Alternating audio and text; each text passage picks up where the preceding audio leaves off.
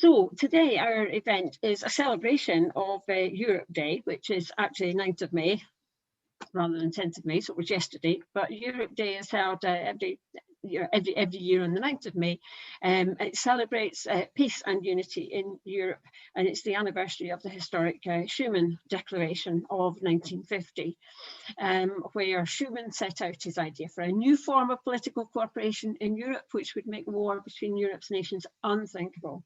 And Schuman's proposal is widely considered to be the beginning of what is now the European Union. So, although in Scotland at the moment, the independence issue is dominating the agenda in the aftermath of the election, we're looking forward to Scotland's potential role in the European and international context. So let me introduce Anthony Salamone. He is the founder and managing director of European Merchants, the political analysis firm in Edinburgh. He's a leading political scientist, analyst and thinker. Anthony is an authority on Scotland's European and external relations, Scottish power diplomacy and soft power, and the politics of Scottish independence on Europe and foreign policy. He has further expertise in US politics, US foreign policy, transatlantic relations, European small states, and modern diplomatic strategy. Anthony is a Fellow of the Royal Society of Arts, a member of the Edinburgh Europa Institute, and President Emeritus of the Edinburgh University European Union Society. So that's quite a CV. Anthony is going to speak for 10 or 15 minutes, and then we'll put your questions to him. Thank you if you've sent in questions in advance. You can also put your questions into the Q&A as we go along. So thank you very much for that. And I'm just going to pass over to you now, Anthony. Thank you, Morgan. Good evening, everyone. Thanks very much for inviting me. I'm looking forward to our discussion.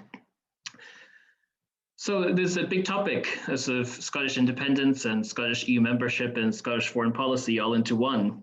I want to touch briefly on some, overarching themes on EU membership, and then on foreign policy, and then about sort of, what we could be doing sort of now, I suppose, before independence, if you like. I just mentioned I've written two larger reports on these topics, one Scotland's EU blueprint and the other is Scotland's global blueprint. I think the links are available on the Eventbrite page, which go into these in a little bit more depth. I don't plan on talking about sort of the nitty-gritty, the sort of details of what it would take to join the EU in my opening remarks, but very happy to go over that in questions. So on the subject of Scottish EU membership, I always think it's important to start from the beginning because so much of our debate, particularly through the Brexit frame, but also because of the UK's approach to European integration, is so much about interests and about trade, and all those things are important. But if we want to ask the question, why should Scotland join the European Union if Scotland were an independent country? And for me, it's very much about values and about taking a combination of values and interests together. I think we know that. We talk about free movement, how important that is to so many of us, how disappointing it is that it's been taken away. And that is part of the value, sure, but also the things that Morag mentioned about Europe Day and the purpose of the European Union, about peace. And yes, of course, about prosperity and about European unity. And, I think that politicians sometimes underestimate the power of values-based arguments for the European Union. And I think that's always worth remembering. And indeed, we have a pro-European consensus, I think, in mainstream Scottish society. And I think that's wonderful, but we also shouldn't take that for granted or assume that it would always be there. If Scotland were to become independent and, seek to join the EU, eventually be in the EU, in order to have the kind of positive and successful membership that I would like to see, and I imagine all of us here would like to see, that requires constantly renewing public trust and support for European integration and, having a very convincing story about, first of all, why it's good for Scotland in terms of its interest to be in the EU and also in terms of its values. And I think that's something that we would all have a part to play in. It's not just a matter for the future Scottish government to convince people why it's good to be in the EU. We all have our individual roles in that, and also making EU membership work, I would say. So yes, so, we can talk about the other options, alternative to EU membership if you like. If you happen to have read anything I've written, you probably know that I am not a fan of the alternatives of the EEA Norway option or the EFTA Brexit option, basically, because just joining EFTA alone doesn't really give you much of anything. I don't think those would suit Scotland. We know the obvious pitfalls in terms of accepting rules without having a say in making them. Not paying an equivalent budget contribution, but not being involved. And all that stuff is there. But the more fundamental part is, if you believe in those values of the European Union, it's not to say the EU is perfect. Of course, it's not perfect. It faces many challenges, both internal challenges and external challenges. That's not the issue. The question is, if you believe in what the EU was created to do, and that we are hopefully on the journey to achieving those values, then why would you opt to join something that was mainly trade focused? And anyway, that's my thinking on it. Yes, so, maybe one final thing on the EU part, which is, I think it's, many people have different reasons for supporting independence, and obviously some of them are about trying to make Scotland a fair, more equal place. Others are about democracy and sovereignty and so on. And, but regardless of that, I always think it's worth being honest that independence would, require a lot of work and a lot of challenges. Of course, there is a lot of sympathy for Scotland in Brussels and in EU capitals, and I'm sure that Scotland would come out well from an EU accession process, but it would require a fundamental transformation of what Scotland is at the moment into making Scotland a state, and we would have to evolve everything that we have at the moment. It's not as if we're sort of ready to be an EU member state right now. We would need to change our politics, I think, and our public debate to incorporate much more of the detail of what happens in the European Union in terms of EU policies and initiatives, both in terms of what our politicians discuss in Parliament through to what our media reports on. All of that would need to evolve quite a lot from where it is right now, I would say. And also the Scottish government and the Scottish Parliament and other Scottish institutions would need to Europeanize themselves, which of course they are to an extent now, but they would need to do that even more, I think, because from my frame of thinking, it's about making Scotland a successful EU member state, not just joining the EU, but being successful in the EU. And of course, if you want to be successful, particularly as a smaller state, you have to work really hard and have a good strategy and know what you're trying to achieve. I think all those things are very possible. But it would require us to do some things that we're just not doing at the moment, I think. So on Scottish foreign policy, as I said, in my way of thinking, I would separate European policy and foreign policy because, European policy, if you're an EU member state, is part of your domestic politics, part of Scotland, would be part of Scotland's constitution. As I said, Scotland would be a European small state. I always think it's useful to what kind of countries would we be looking to, not necessarily to emulate, but just sort of to have a sense of what they're doing. And as I said on the global blueprint, 4 come up in my mind a lot, and that's Denmark, Ireland, Finland, and Norway. Of course, the difference with Norway is Norway's not in the EU, but nevertheless, in terms of the kinds of diplomatic footprints that they have, how many embassies and consulates they have, and where are they, how they approach EU membership for those that are in the EU, how they approach their engagement at the United Nations, for instance, and what can Scotland learn from that? But keeping in mind that, if under independence, we would have to create our own foreign policy in a way that suited us. If you're becoming independent in 2020, whatever, you may take a different approach and lots of opportunities as well, being cognizant of that. I'm very supportive of Scotland adopting, talking about values, a values-based foreign policy as well. We often say that, countries may trade their values for their interests when it comes to trade agreements or when it comes to economic survival and so on. I don't think that's necessary. I think that it is possible to articulate a foreign policy based on what you believe in, and to in order to do that, of course, you need to be consistent and do that early on. And I think it's eminently possible. When we talk about sort of foreign policy in the EU, of course, because we're not talking about being an EU member, but the foreign policy of the European Union towards the rest of the world. Thinking about how Scotland would fit into that is quite interesting. Obviously, 2 things come up to my mind are what are the areas of expertise that Scotland could offer the EU, that it's sort of unique expertise that it has that would be relevant to EU foreign policy. And what places might Scotland have, a useful relationships that could be, useful to the EU, I suppose. I'm not exactly sure what the answers to those are. I suppose it depends on how independence would evolve. But I could think, for instance, if Scotland had a close relationship with Canada, then, obviously Canada-EU relations is something which are important to the EU, then perhaps there's space for Scotland to play a role which other member states are not playing. And that's kind of what would make sense in EU foreign policy. Obviously, we could talk about Scotland's relationship with the United Nations and how important that would be. Of course, also Scotland's relationship with NATO, which obviously is not a subject where there's unanimity in the independence movement, I guess we could put it that way. Yeah, and then also sort of wider bilateral relations. We're talking about, within the EU, obviously it's important to cultivate relationships with all of the member states. Of course, you spend more time on some than others because, they're more important in how the European Union works generally, or they're more important to Scotland specifically. But you want to have relations of one form or another with all of the member states, because that's what the EU is meant to be about. And of course, staying outside the EU. So that means the United States, it means China, and of course it means the United Kingdom, the new United Kingdom, if you like. And just to conclude then on my third point of sort of Scotland's current European and international relations now, regardless of independence. I think there's a lot to do right now, and there's a lot that can be done regardless of our ongoing debate. Obviously, with a new government, we have an opportunity to sort of, evaluate how Scotland's currently conducting European international policy and what it may be able to do differently. The incoming renewed Scottish government, the SNP proposed in their manifesto to overhaul the Scottish government's international framework, which dates from 2017, and replace it with a global affairs framework. Obviously, we'll need to see what that means, but I think that's very positive, because the number one thing I think that Scotland needs now is a coherent EU international affairs strategy, basically for the rest of the decade, on how Scotland aims to, engage with the EU and the rest of the world from its present position.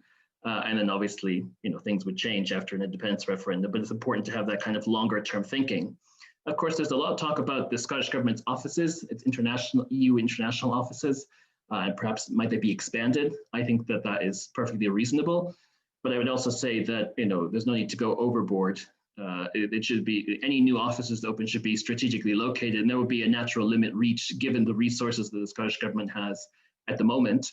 You certainly wouldn't need to have an office, for instance, in every EU capital at this point. I don't think that there would be the capacity to, staff that and pay for that and all those things. So that. And then also, sort of what kind of, how is Scotland to be developing its relations with key partners? So, we could sort of go down an order of priority here, but I would always start with France and Germany.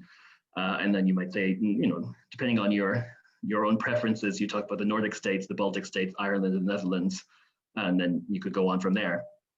But making sure that we are connected to those countries, and it just goes beyond the idea of we didn't vote for Brexit and so on. Everyone knows that by now. It's the question of how are we going to sustain productive bilateral relations with EU states and non-EU states, and also multilateral relations on the basis of things that interest them. So that's practical cooperation on areas of mutual interest. So just to conclude, so I think I'm sort of, coming up around my 10 minutes or so, and I want to leave plenty of time for discussion. I'm absolutely convinced that it's perfectly feasible for Scotland to, first of all, join the European, and secondly, be successful in the world as an independent state. But that would also require us to evolve our institutions and our policies, and in some cases our mindsets. I think it's worth recognizing the challenges as they may exist, but also coming up with good solutions to them.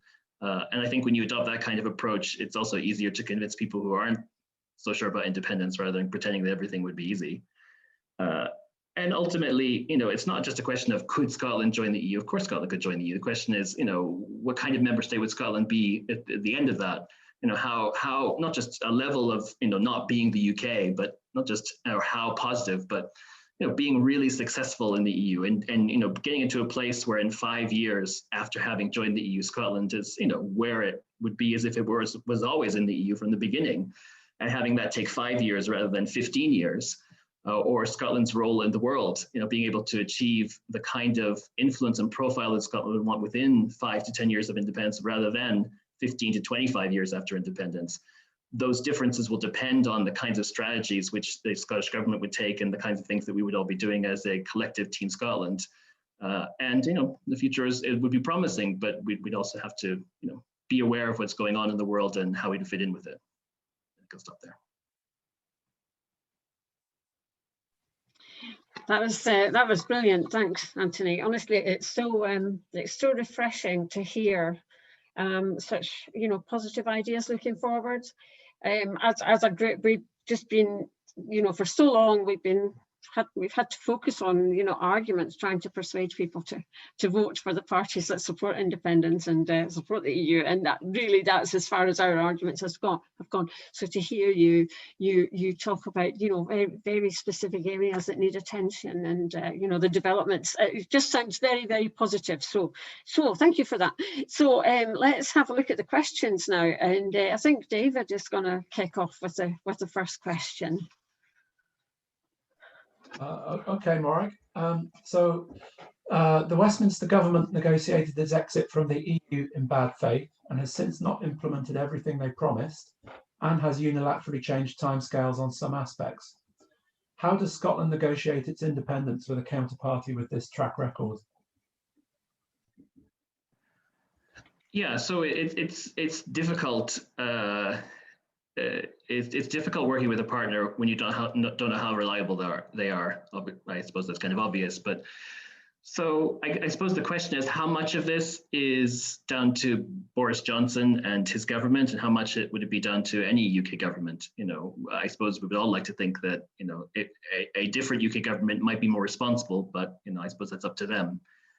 Now, I'm currently working on a new report, which is called the Transition Blueprint, which will set out how I think the process to independence could work after an independence referendum.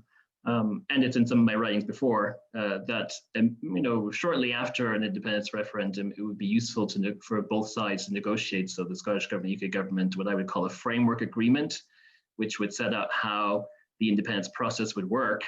And I think if you had that kind of agreement, it would be a way to sort of lock in things that were important to Scotland, so that if the UK government were to be less responsible as a negotiator, that would be there. So, for instance, setting out how the negotiations might work, that the UK government wouldn't take steps that would materially disadvantage Scotland just because it knew that Scotland was going to become independent in the near future. In the agreement, saying that the UK government was, completely on board with Scotland interacting with the European Union, international organizations in preparation of independence. If you were to have all those things sort of in an agreement at the beginning, it's obviously Scotland will never have control over how the UK government behaves, but I think that could make a difference. And I suppose, the only thing that we could always ever count on is how we were approaching matters, and it would be on the UK in terms of European and world opinion if it didn't conduct itself in a way that was fair. I know that's challenging, but I think it's always worth remembering that this is an island, and we will have to have a bilateral relationship with the UK regardless of what happens, and we cannot control how they act. But we would always, I think that we should say up front that we would always approach that in a cordial and pragmatic approach, just like Ireland has always found a way to do, despite its challenges that it's had with its bilateral relationship with the UK, and try to make the best of that approach. Yeah, thanks for that, Anthony. Yeah, that's a really interesting answer, because it is a bit of a puzzle how on earth you work with negotiators and who clearly were working in bad faith. That is the UK government negotiators. Anyway, let me ask you another question, which is this. Given the Greens' success at Holyrood, what are the chances of an SNP Green coalition? And would that be advantageous in terms of following through on both parties' commitment to seeking EU membership once we are independent? Yes, I think the question of a coalition is really interesting because, of course, we haven't had a coalition in quite a while now, and indeed it's a relatively common feature of European politics, sort of continental European politics, to have coalition governments. I wrote about this in an article for Political Current, which is our European Merchants Political Analysis magazine, on sort of the calculations for a coalition. Where we are just now at the moment, I don't think a coalition is all that likely. Of course, it could still well materialize in the days ahead, but it just doesn't seem like it to me from the things that I've heard so far. I think that each party would have to make its own calculations on whether or not coalition was worth it for it. For the Greens, obviously For them, it would be an opportunity to be in government, and the vast majority of political parties wish to be in government to implement their policies and their vision. And that alone can often be a sort of, sufficient justification, even if you have to make compromises on your manifesto commitments and so on for them. But for the SNP, I mean, it's very obvious that the SNP are comfortable governing as a minority government. And, in my way of thinking, the only thing that would really make the difference for the SNP would be if having a majority government would somehow change the UK government's response on independence referendum. And it seems relatively clear, at least from what I've seen since the election, that the SNP and the First Minister Nicola Sturgeon are content on trying to argue the case for referendum just on the pro-independence majority in the Scottish Parliament, in which case maybe you don't even need a pro-independence government. Though of course, I mean, it might be rather unusual, but I mean, the SNP could do the minority government, for a while, and then if things still didn't work with the UK government, they could form a majority government in coalition with the Greens afterwards, I suppose. But it links through to the second point, which was raised in the question, which is, what does it mean? What does the composition of the Scottish government going into an independence referendum mean if independence was successful in that referendum?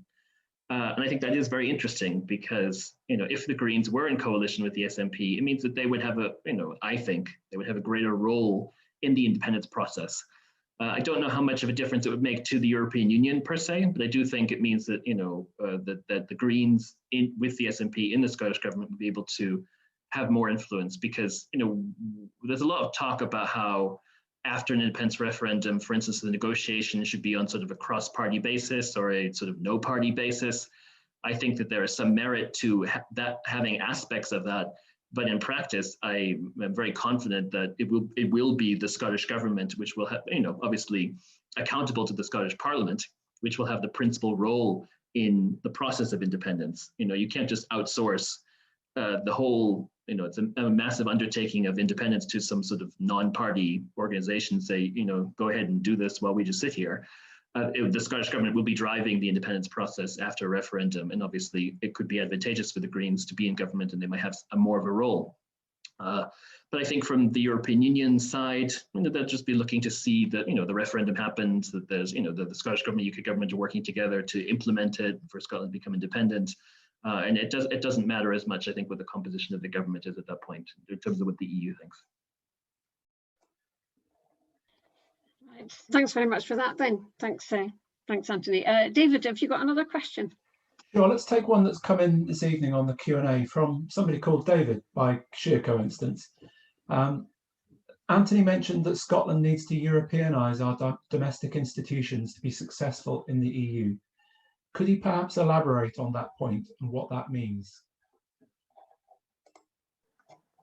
Yes, so what I mean is I would like to see us in a place where politicians and senior civil servants and civil servants, regardless of their area of focus or their interests, are all highly integrated into debates on the European Union. So that, I'm not assessing any particular politician or particular political party, but I would like to see all of those people, fully cognizant of how the European Union works, how the politics of member states work, the principal questions in Brussels, what they think about those, what they think about all of that. And of course, all these things are happening at the moment. Of course, it's not as if we were part of the EU for over 45 years, and of course we're familiar in some dimensions with EU policies. But I mean to say that even if you're working on housing or whatever, that you're in the Scottish government, you understand what is happening in the EU at a general level, a specific level, and all of that. And I think that that's quite patchy at the moment. If we look at debates at Holyrood, for instance, again, as Morag mentioned, there's a lot to talk on, should we be in the EU or not in the EU? And that's kind of it, and that wouldn't be sufficient as an EU member state. We have an obligation, not just as a legal one, but sort of a moral one to be fully briefed ourselves individually and our politics collectively on everything that's happening in the EU. A good example that I think of is, the EU agreed a massive next generation EU funding program of, the first time the Commission was going to borrow money on the markets, one of the most significant developments in the history of European integration, and it was not mentioned once in any Scottish media anywhere when it happened. Obviously, if that was the kind of approach that was taken if we were an EU member, then things wouldn't really be working out so well in terms of our influence. So fixing all of that is what I mean.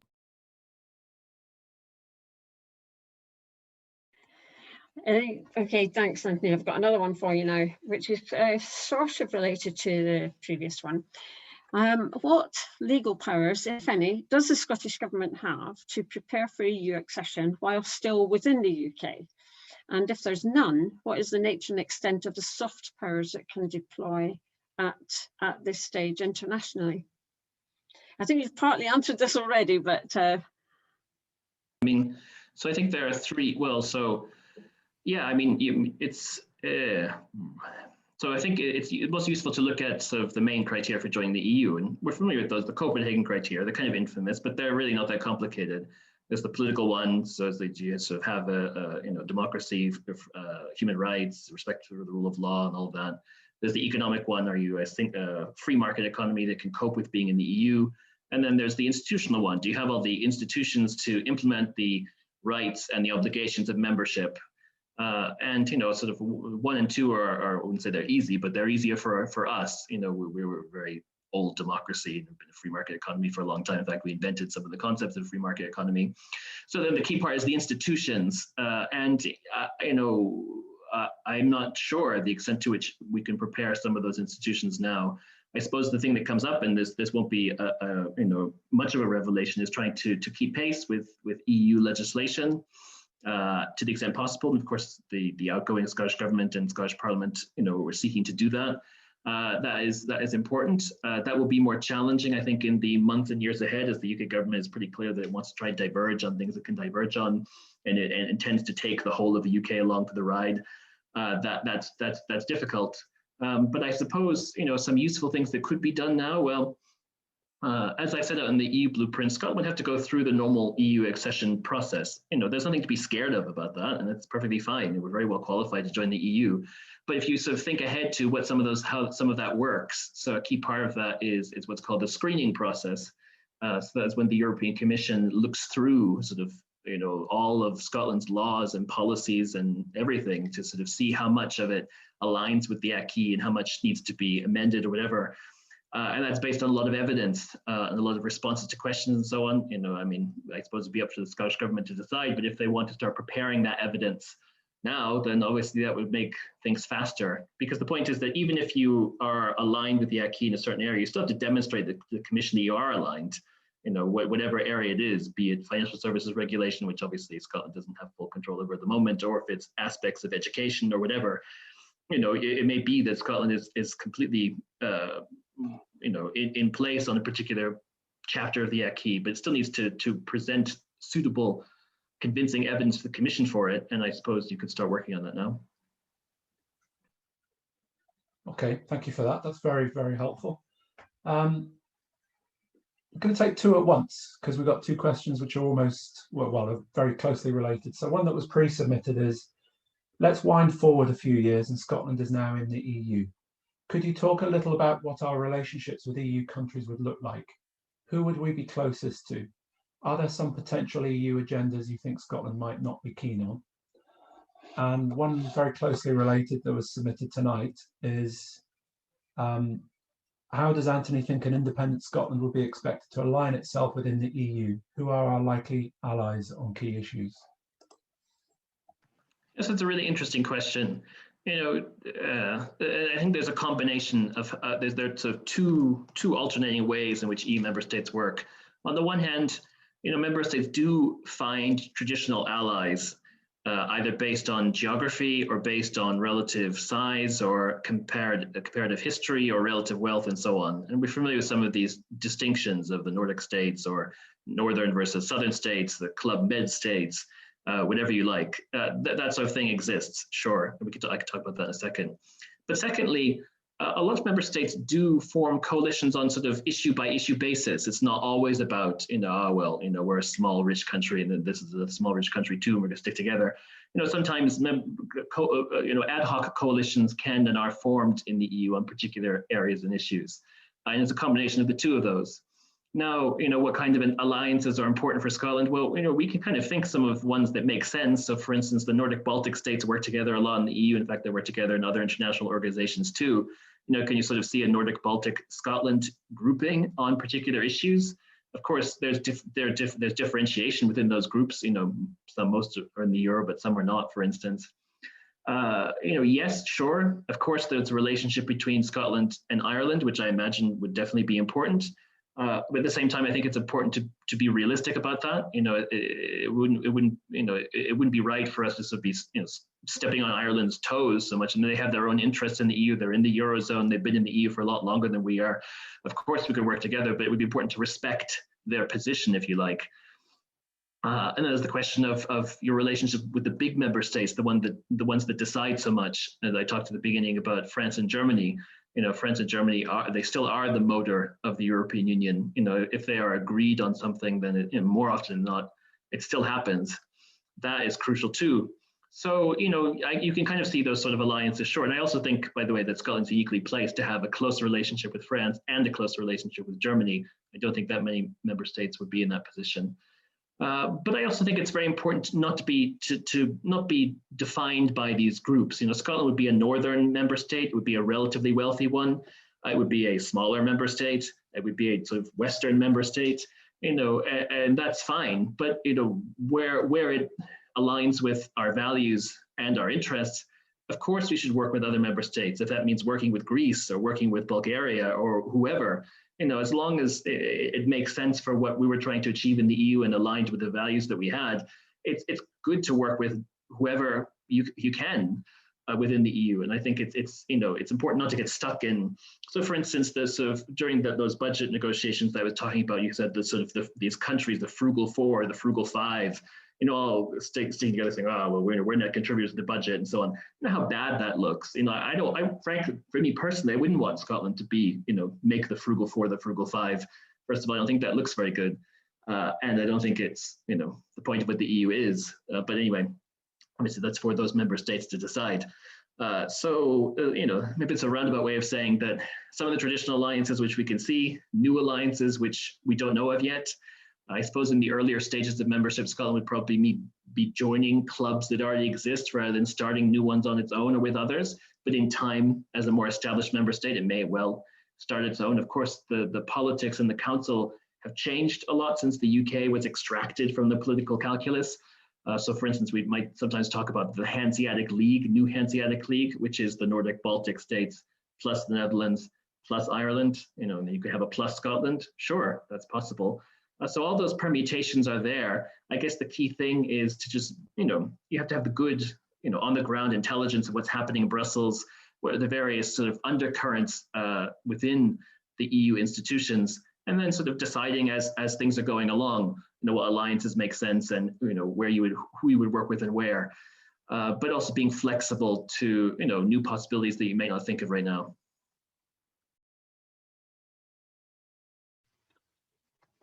Right, thanks, Anthony. So there's got another question here, which kind of moves beyond the EU relationships and looks at relationships in the rest of the world. So this goes, between now and the referendum and also thereafter, if the vote is to join the EU, should Scottish Government be doing anything in particular about its relationships? First with the EU, you've answered that, but then it goes on with other countries such as the USA and the diaspora countries such as Canada, Australia and New Zealand. Yes, I think it's good for Scotland to engage internationally, and that is beyond the European Union. Now, of course, the Scottish Government does have some offices in these places, has an office in Washington, DC, and 2 offices in Canada and some other locations. I think that is positive. I think that it is worthwhile to develop develop further the relationship with the United States and yes, other countries too. I think Canada particularly makes a lot of sense, given that particularly if we were to become independent, I think that you could see natural areas for cooperation in terms of Canada's investment in the United Nations. And I'd like to think that Scotland would do the same on that. Canada makes significant contributions to UN peacekeeping missions. And of course, some people here have talked about Scotland's potential role in peacekeeping at United Nations level, but also peace building more generally. So yes, so I can see that. I think that makes sense. Again, similar principles apply in the sense that it's useful to about finding areas that are of interest, mutual interest, things that Scotland and Canada can work on now, that Scotland is interested in working on, that Canada is interested in working on. Of course, that's about the government to government level, but of course, you include everyone else too, from business and academia and civil society and so on. And the Scottish government, in some sense, is coordinating that. In other senses, just being aware of that happening, because it's not for government to do all these things. A lot of it can just be done on a people-to-people basis, and sometimes you might provide some sort of coordinating capacity or resources, but otherwise you sort of let these things happen or encourage them.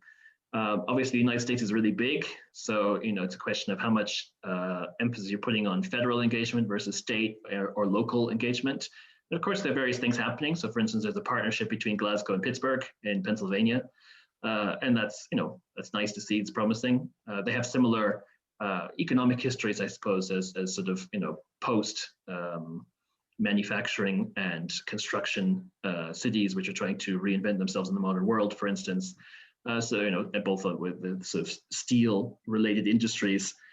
So yes, that's all positive. But as I have also written in my research, I can't emphasize enough how important it is not to talk about independence in any of this stuff. In terms of government, obviously civil society, is free to do whatever it likes. But in terms of government relations, how constricting it would be to continue to introduce independence into discussions. When we're talking about relations with Canada, it should be about the diaspora, if you like. It should be about whatever you want: energy, climate change, whatever, Arctic issues, all of that. And then independence is a thing that we're talking about at home. But when you're going, because if you start talking about independence, everyone will clam up, and opportunities will start to dry up, and that's not what you want, I don't think. So better to make it about something that both parties can feel that they're gaining from, and then you sort of that's with a fantastic basis for a bilateral relationship after an independence referendum too. Thank you. That's quite insightful, I think. Let's do another two at once. We've had a few questions around borders. So first of all, in terms of a people border, isn't it right that new accession candidates have to commit to Schengen? Do you think Scotland could avoid this and stay in the common travel area? And then the second one is related to more a trade border. Christina asks, those against independence have been saying that 60% of Scotland's trade is with England, and that therefore independence would be a financial ruin for Scotland. What is Anthony's view on this? Okay, well, I'll take them in order. I am confident that Scotland seeking to join the EU would be able to find an arrangement with the European Union where we would not have to join the Schengen area in the sense of the borderless travel area, and that Scotland could stay in the common travel area if it wanted. I think that the EU would be very sympathetic to Scotland's circumstances and history, just as it is for Ireland being an EU member state and still part of the common travel area. And I don't really see that being a problem. As I said in the EU blueprint, there's more to Schengen than just the borderless area. It also incorporates police and judicial cooperation, which Ireland is not part of in some respects, but the UK was. I think it would be really useful to try to find a solution that was not some sort of blanket opt-out, because I don't think the EU would like it framed that way anyway, where we would still be able to participate in the police and judicial cooperation aspects of the what's called the Schengen Acquis. So that's the sort of laws and policies related to Schengen, but not in the sort of people movement aspects, if you like. But I also think it's important to have whatever arrangement there be flexible in view of what may or may not happen in the future. It seems unlikely now, in fact, more than unlikely, extremely unlikely. But if someday the UK were to either rejoin the EU or join EFTA, EEA, and someday join the Schengen area, that Scotland keeps open the option of joining Schengen in full as well. Obviously not now, but say maybe sometime in the future if circumstances changed. On the border for trade, yes, there's so much emotion attached to the border question, and I like to take an unemotional approach, which is to say that there is already a border between Scotland and England, a regulatory border. It's the whole point of having devolution. But the point is that borders define one territory from another. They're not impassable barriers. It's just a simple question of knowing where Scotland ends and where England begins, in which case where the European Union ends and begins. It is perfectly possible to trade with a country without being part of it, as countries like the United States and Canada has a huge amount of its trade with the United States, and Canada has never felt obliged to join the United States. Norway and Sweden, the border between them, they trade with them and everything works particularly well. So the point is that you can be an independent country, you can trade a lot with your closest neighbor, even if there's a border, and the sky will not fall in. And I think if you take that kind of approach, that it's more realistic. It does not mean that it will be challenges, particularly challenges in the beginning, in terms of adjusting to new circumstances. And of course, a lot of it will depend on the UK's relationship with the EU, as I mentioned. If it stays what it is, or if it were to change, and by change we hopefully mean evolving closer to the EU. But the other thing is that your degree of preparation, and I think we can all believe and hope that under following an independence referendum, a Scottish government would be infinitely better prepared for independence than the UK government was prepared for Brexit, in which case we might avoid some of the eventualities that we've seen with the UK's departure from the EU in respect of what it would be for Scotland becoming independent. Thanks, Anthony. And the next one actually is related in the sense it's about practicalities of EU membership for an independent Scotland.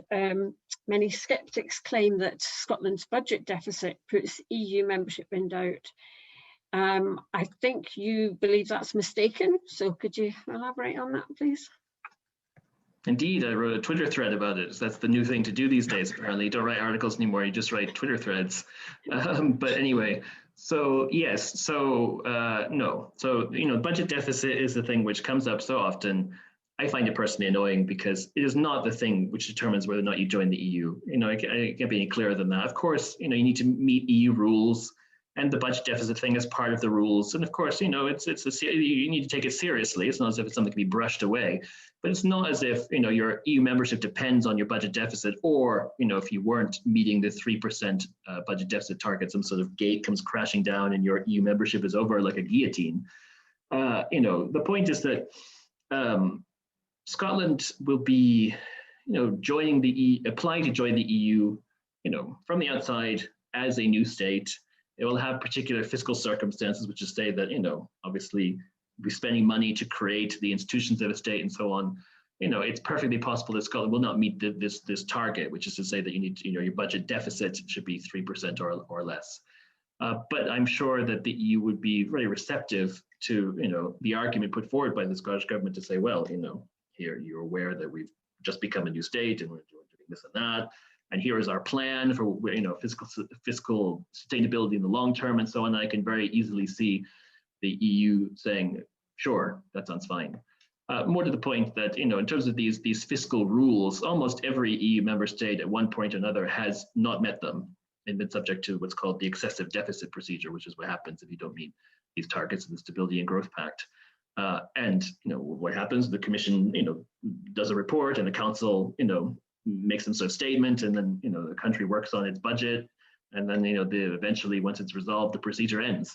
It didn't mean that these countries were ejected from the European Union, on the spot. So the same thing for Scotland. So again, it's a question of the budget deficit, whatever it is, because of course it's a notional one at the moment, is not the thing that would determine whether or not Scotland could join the EU. And I guess it's good to try and get that across because it seems to be a thing that comes up over and over again, doesn't it? It's helpful. Quick one. Sorry, hopefully it's a quick one. What answer would you give to those who say the EU is undemocratic? Yeah, so democracy, an interesting range of questions. Democracy is an important and salient question, I suppose, in the European Union. Because what is the EU? It's a supranational organization, so it's above nation states. Power is transferred by those states to the European level. And I suppose what's happening there, when I was writing the EU blueprint, the thing that comes to my mind the most is that you're shifting where power is. So you're moving power, particularly from national parliaments, to the European level. And of course, what you're doing there is it's not just about giving power to the EU, you're giving power from national parliaments to national governments, because of course your government sort of is a legislative agent, if you like, in the council, because obviously it's the EU Council and the European Parliament who are in most cases, the co-decider on all legislation in the European Union. In those areas where they're not, it's basically just the council. So in a sense, instead of the Scottish Parliament making laws, the Scottish government makes laws along with other states. And what do you do to address that? Because obviously it's there. Well, you do a number of things. One is the other one half of that is the European Parliament, which is directly elected, and you can't get much more democracy focused than that. The other is, the role in which the Scottish Parliament should play in that. Because in my view, you shouldn't just say, as the UK Parliament mostly did, oh well, that's been transferred to the EU, so we might hold a debate on it once in a while, but otherwise we'll just, let that go. You do what other countries do, like Denmark, that you scrutinize the government a lot and say, what were you doing in Brussels? You're going to be voting on this issue, and what we're going to tell you what you'd be voting on. You're going to be voting yes or no. We as the Parliament will be instructing you to vote in a particular way. I think that is a really useful and important way to enhance the democratic legitimacy of Scotland's role in the EU, by making by the Scottish Parliament deciding to have a more active role in making itself stronger. But the point is, it's not a question of just woe is us. How is the EU constructed? It's about what do we decide to do as a member state in the EU. You can be a passive member state and just let things happen, or you can decide to be one that is more active in terms of increasing the kind of democratic participation, if you like, in the EU. The other thing that's important in my mind, I think, and it's not directly on sort of how the EU operates on a day-to-day basis, but obviously a thing which sort of can agitate people sometimes, is the idea of powers being passed to the EU without anyone having a say. And of course, this was a big thing in the UK in all those years where we didn't have any kinds of referendums like Ireland did, for instance, every time there was a new treaty. I think that if Scotland were to become independent and join the EU, that so from the beginning of the EU membership, we should have some sort of protocol or statement saying, we are setting out very clearly here that if at any point in future there's going to be a treaty change or a big transfer of power, we're setting out our criteria on what we're going to do and what it requires. Will it require an enhanced majority in the Scottish Parliament to vote for this? Will we require a referendum? But something sort of social agreement, if you like, if not contract, setting out how we would approach the future evolution of the European Union. So it's not for politicians to say, oh, we'll have a referendum or we won't have one, or whatever, and people don't have that sense. So I think when you start to add all those things up together, my point is that a huge part of whether or not you feel the EU is democratic enough is based on what we would be doing as Scotland, rather than just what was happening in Brussels or Strasbourg.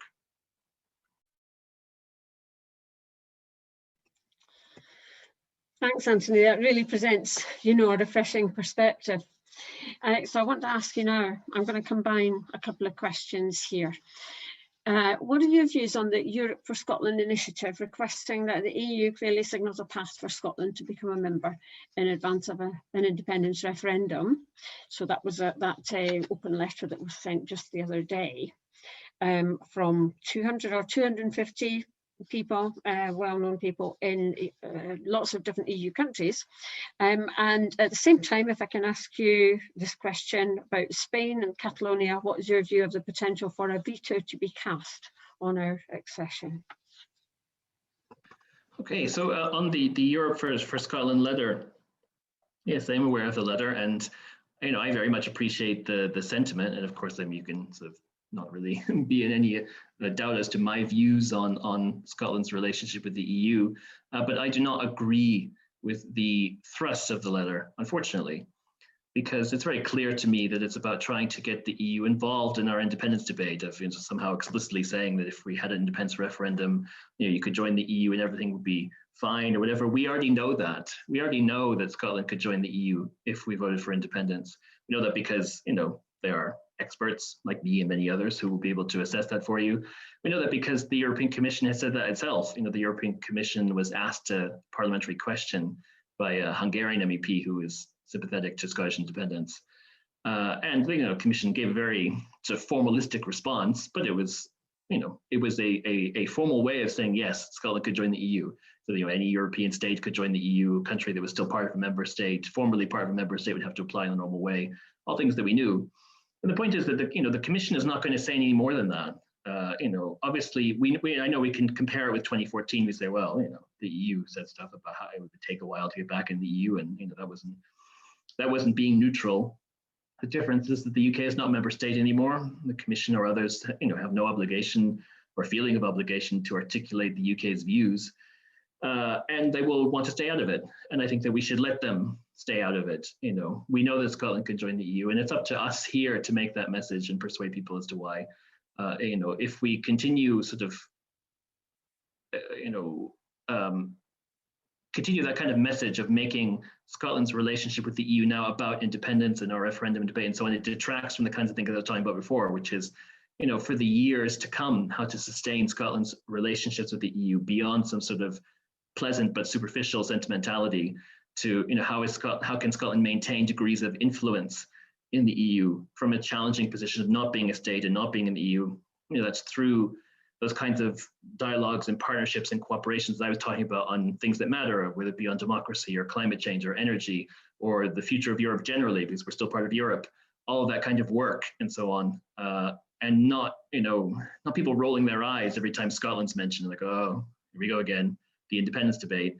And instead I go, wow, Scotland, yeah, that's right. All these fantastic work on climate change and their renewable energy sector and, whatever, future of democracy and civic participation. People be excited in Brussels when they hear Scotland mentioned, not roll their eyes. And I'm afraid to say that if this kind of, initiative continues of, us being known for the pestering on say something about our independence debate, that we would not be heading in the positive direction, we'd be heading in a less positive one. And I just don't think that's the way to go. On the question of the veto, so, I think this is the other one that comes up all the time, isn't it? As opposed to the budget deficit, sort of the sort of unfortunate dynamic duo of the sort of EU difficulties talk that comes up. So I am not particularly worried about the idea of a Spanish veto. I think that, different Spanish politicians at various points have said extremely clearly that they would not be vetoing Scotland joining the EU just because it was separating from the UK, just like other parts of different states might wish to separate from those states. With the proviso, of course, which they mentioned, as long as it was sort of, constitutional, as they might say, which, in practice means agreed with the UK government. But to be frank, that is the test that every EU member state will apply. And when they assess whether or not to recognize Scotland as a state is the, relationship that Scotland has with the UK and the extent to which the Scottish and UK governments work together and, are agreed on the route to independence, if you like. I know that's frustrating. But I'm afraid to say that's the truth. So that leads to the broader question of just vetoes generally, because of course, many areas of EU policy don't have vetoes anymore. We use what's called the qualified majority voting system. The few areas that are left with unanimity, include enlargement, which is this, taxation, some social issues, things like that, the budgets, treaty change, all that stuff. And so that means that, every single step of Scotland's accession process in the council requires unanimity, basically, on almost everything. So that's, sort of the decision to ask the Commission to, perform its opinion on Scotland, to opening the screening, to opening and closing individual chapters of the acquis, to finalizing negotiations, to whatever, signing the treaty, you need unanimity. So at any point, if something comes up for any member state and they, say, hang on, we have a problem here, that can stall the accession process. So I suppose the example would be most recent one of Croatia joining the EU had a border dispute with Slovenia. There were other reasons why the Croatian process took longer, but towards the latter part, the border issue with Slovenia, and Slovenia said, hang on, we're putting the brakes on this here. Of course, they resolved it and then they sort of unresolved it, which was kind of unfortunate after the accession process was over. But so the point is that, of course, I don't expect anything like that to happen, but of course it's possible, at some stage, if Scotland has some sort of dispute with, I don't know, Finland, I don't really expect that, but, obviously Finland could halt the EU accession process. The point is that that's why it's worthwhile to have good bilateral relations with all EU member states, as I was saying before. And then you can, if any issue comes up, you can be aware of that and you can try and resolve it before it escalates. Again, I'm not expecting anything or envisioning here, but you never know what happens in the world. So much of, of international relations is about responding to things you had no clue were coming. And it's just prudent to cultivate good relations with every member state and be aware of what's going on in Brussels and EU capitals. And I think if Scotland were to do that, then the chances of these kinds of vetoes would be very small. Thank you. Dealt with two chestnuts in one evening call. So you talked a little bit in your introductory comments about EFTA, Anthony, but we've had a question. What are the advantages of being a full member of the EU compared with joining EFTA in foreign policy terms? Could you maybe also touch on economic terms there as well, and the extent to which one is a milestone on the journey to the other? Sure. Well, I guess I'll, excuse me, I'll do the second part first, is of the economic aspects. I want to say on this. I mean, you know the difference of that you're if you were in the EFTA and the EEA, because you'd have to be in both, so the European Economic Area, via the European Free Trade Association. Obviously they are open to new members, but it is rather strange to contemplate new members joining the EEA and EFTA, because they were both. The EFTA was created by the UK and others as an alternative to the EU, and then obviously most members left and joined the EU. And the EEA was created by the EU because they expected that all those remaining members would eventually join the EU. It's meant to be a transition, but then obviously for various reasons, Norway didn't join after all, Switzerland didn't join after all, and so on. And it's sort of stuck because these countries are small, and they're usually willing to implement most of the EU rules that they're asked to. Though obviously Switzerland is not in the EEA and has a differentiated relationship with the EU, a more challenging one. So economic benefits, yeah, you can say that you're mostly in the single market if you're in the EEA, but you're not in all of it. You're not in the sort of agriculture and fisheries aspects, which on the one hand you could say maybe that's advantageous. On the other hand, you could say that's not advantageous, because if you want to export those kinds of goods into the EU, then obviously your level of access depends on the extent to which you're willing to follow those EU rules that you said you didn't want to be part of. But I suppose the core part is the single market rules and regulations that you just have to implement without, first of all, not having a say in them, and second of all, you not being taken account of when they're made. I think so. I've from time to time I hear people say, well, there's sort of consultation mechanisms and so on. Yes, but in the end of the day, you really have no influence. They're just perfunctory to make it look like you're being listened to. In practice, there's no influence there. So is that really what you want to be on the economic level? On the foreign policy front, there's very little in the way of say or influence in terms of foreign policy terms. So the main EU instrument for foreign policy is called the Common Foreign and Security Policy. Those decisions are also mostly taken by unanimity, as it happens. Countries that are in the EFTA, EEA, EFTA plus Switzerland, they can align themselves to decisions. In fact, they often do, and that's about it.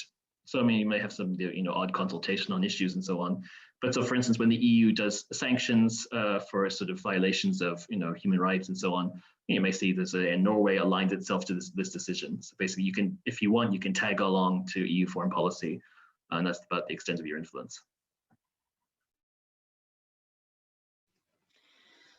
Cheers, Anthony. Now, are you okay to have one more question? It's just gone 7:30, but is it okay for one more question? Last one? Yeah, great.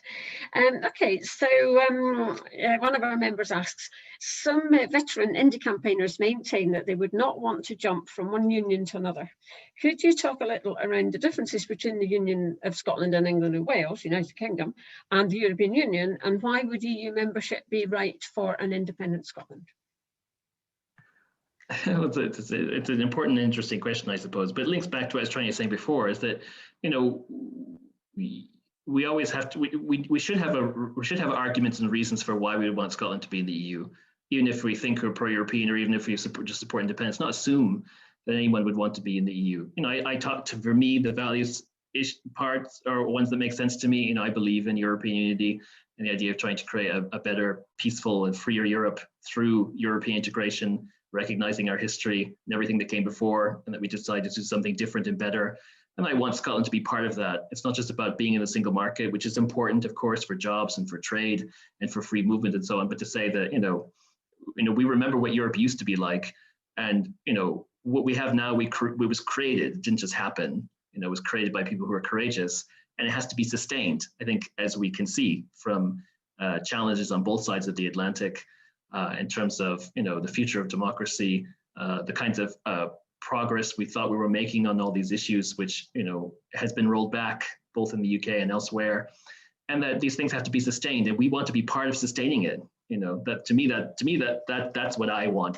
Those are the kinds of arguments that I make. Not that the single market is 7 times bigger than the UK market, or whatever. That's nice, but that for me, it's about the values part. So the differences between the UK and the EU. Well, obviously, first of all, all the members of the EU are sovereign states. And I think there's no better evidence of that than Brexit. If you really want to leave the EU, you can. There's no one forcing you to stay in the EU. It's entirely up to you whether you join. It's entirely up to you whether you stay. Countries have their role and have influence. Of course, Scotland is not the size of Germany, so Scotland would not be running the EU. But of course, Scotland could be influential, sure, just like Ireland's influential. If you look at, for instance, the number of Irish officials in top roles, from the Financial Services Commissioner to the chief economist of the European Central Bank to the European Ombudsman to the president of the Eurogroup, who are all Irish, for instance, you can be a small state, you could be influential in the EU if you take the kind of approach and strategies which I was mentioning earlier. Obviously, I think that's quite different from the UK, as we've seen over the past few years with Brexit, in the sense that, when we talk about it a lot and we've lived it a lot, but it is worth reflecting on the fact that, we did not vote for Brexit, and there was absolutely nothing we could do. We did not vote for Brexit in the EU referendum. We didn't vote for it through elections to Westminster. As I calculated in the 2019 UK general election, I think 92% of the MPs we elected in Scotland were not in favor of Brexit going ahead, and yet it happened. So I think it's quite clear the extent of the sort of democratic deficit of the UK. Whereas I think in the EU level, it's clear that it's a union of states and of course peoples on a voluntary one. And I suppose that links to a thing which I would mention, which I know it came up in an awkward, strange way in in our election campaign, which is I do believe there should be a referendum on EU membership. As I wrote in the EU blueprint, I don't think it should be at the beginning. I think it's very customary these days to hold a referendum on EU membership. I think it should be after the negotiations were finished, that people could clearly see the full terms of EU membership. But to recognize that EU membership is an important constitutional decision. And I suppose if you're trying to explain to someone who is either convinced on independence but not convinced on the EU, or who is not convinced on independence and want to be, I do believe that you need to say, well, we will have a referendum on this, and if you don't want us to be in the EU, then you can vote accordingly in that referendum. To me, I think that's right, and that makes a lot of sense. Yeah, thanks for actually tackling that issue. And it's just occurred to me, it's quite strange that I don't think that question was actually submitted about, whether there should be a referendum on joining the EU. And thanks very much for making it very clear that that should be one of the, prospectus has been set out and negotiations had and so on, and everybody can make a well-informed decision then. So yeah, I mean, what you were saying previous to that about, the ethos of the EU and how it should be values based, and that the desire for unity and peace and freedom and so on. Yeah, it needs to be sustained. You're absolutely right, and you can want to be part of that or not. Obviously, we do want to be part of it. So you really articulated our whole case for the EU part of our Yes We EU aim. So that was absolutely fantastic. So I just want to say, that was brilliant. It was really refreshing perspectives that you've given us there, very informative. So I just want to say thanks very much to everyone who's taken part, and the recording will be available soon. We'll send you the link. Thank you ever so much, Anthony. That was absolutely great. Thanks ever so much. And we hope we see you again. Absolutely, I enjoyed it. Thank you. Thank you very Bye-bye. much. Yeah. Thank you, everyone.